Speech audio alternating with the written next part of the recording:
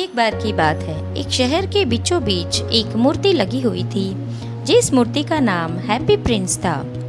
ये मूर्ति सोने की बनी हुई थी और उस मूर्ति में बहुत से कीमती पत्थर लगे हुए थे। एक दिन एक चिड़िया उड़ती हुई आकर उस मूर्ति के नीचे बैठ गई। तभी उस चिड़िया को अपने शरीर पर पानी की बूंद गिरने का एहसास हुआ।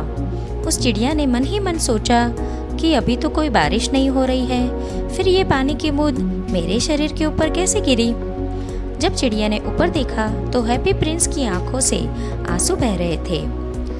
चिड़िया ने हैप्पी प्रिंस की मूर्ति से पूछा कि तुम क्यों रो रहे हो। मूर्ति ने चिड़िया को जवाब दिया कि जब मैं जिंदा था तो बहुत खुशी खुशी अपने महल में रहता था। मुझे बाहर की दुनिया के बारे में कुछ भी पता नहीं था, लेकिन मरने के बाद मेरी मूर्ति को शहर के बीच में ऊंचे स्थान पर लगाया गया। अब मैं दुखी लोगों को देख सकता हूँ, जिससे मुझे बहुत दुख हो रहा है क्योंकि मैं उनकी कोई मदद नहीं कर पा रहा हूँ। हैप्पी प्रिंस ने कहा कि क्या तुम इन लोगों की सहायता करने के लिए मेरी मदद करोगे। चिड़िया ने हैप्पी प्रिंस को उन लोगों की मदद करने के लिए हाँ कहा। हैप्पी प्रिंस ने कहा कि मैं एक घर में एक औरत को देख सकता हूँ जो बहुत गरीब है। वो दूसरे लोगों के लिए कपड़े सिलने का काम करती है।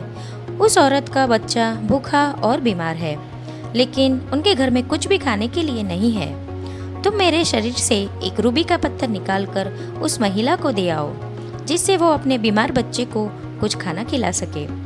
चिड़िया ने वैसा ही किया। वो प्रिंस के कपड़ों से एक रूबी निकालकर महिला के पास रखकर आ गया। अब महिला ने बाद में रूबी को देखा तो बहुत ही खुश हो गई। महिला रूबी बेचकर खाने का सामान और अपने बच्चे के लिए दवाई लेकर आई।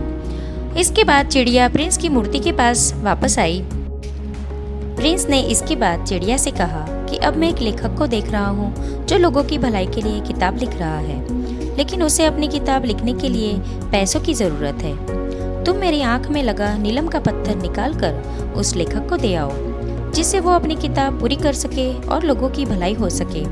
चिड़िया ने वैसा ही किया। उसने प्रिंस की आंख से एक नीलम का पत्थर निकालकर लेखक के पास ले गया। लेखक वहां किताब लिखते लिखते सो रहा था। चिड़िया ने लेखक के पास वो नीलम का पत्थर रख दिया। लेखक ने उठकर वो नीलम का पत्थर देखा। उसने नीलम को बेचकर कुछ पैसे लिए और उससे अपनी किताब पूरी की। इसके बाद जब चिड़िया प्रिंस के पास गई तो प्रिंस ने चिड़िया को कहा कि उसको एक गरीब छोटी लड़की दिखाई दे रही है जो अंडे बेचकर अपना गुजारा कर रही थी, लेकिन आज उस लड़की के सभी अंडे जमीन पर गिरकर टूट गए, जिससे उसका बहुत बड़ा नुकसान हो गया है। तुम मेरी आंख में लगा दूसरा नीलम निकाल कर उस लड़की को दे आओ, जिससे उसकी बहुत मदद हो जाएगी और उसको इतनी छोटी उम्र में काम नहीं करना पड़ेगा। वो स्कूल जाकर पढ़ाई कर सकेगी। चिड़िया ने प्रिंस की आंख से दूसरा नीलम निकालकर उस लड़की के पास ले गया और उस लड़की के हाथ में नीलम रख दिया। वो लड़की बहुत खुश हो गई। इतना कीमती पत्थर वो अपने घर ले गई। वो कीमती पत्थर बेचकर लड़की काम छोड़कर स्कूल जाने लगी। चिड़िया जब प्रिंस के पास गई तो उनकी दोनों आंख अब नहीं थी। प्रिंस ने चिड़िया से कहा कि अब मैं कुछ नहीं देख सकता, तुम शहर में घूमकर देखो कि कौन कौन दुखी है। चिड़िया शहर के ऊपर उड़ने लगी और कुछ देर बाद वो प्रिंस की मूर्ति के पास वापस आई। चिड़िया ने कहा कि अब भी शहर में बहुत से लोग दुखी हैं।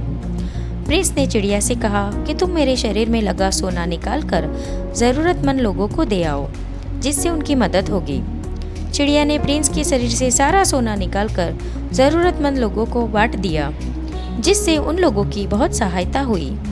हैप्पी प्रिंस की मूर्ति अब बिना सोने और कीमती पत्थरों के बहुत ही बेकार हो चुकी थी। प्रिंस ने चिड़िया को दूसरे शहर जाने के लिए कहा, जिससे वो आने वाली सर्दियों से बच सके, लेकिन चिड़िया ने प्रिंस के पास ही रहने का निर्णय किया। वो हैप्पी प्रिंस को छोड़कर नहीं जाना चाहती थी। कुछ समय के बाद वहाँ बहुत सर्दी पड़ने लगी, जिससे चिड़िया की मृत्यु हो गई। उसके बाद उस शहर के मेयर शहर का दौरा करने के लिए आए। उन्होंने हैप्पी प्रिंस की बेकार मूर्ति और चिड़िया को देखा। मेयर ने उस मूर्ति को हटा के वहाँ सफाई करवाने के लिए कहा और दूसरी मूर्ति लगाने के लिए कहा।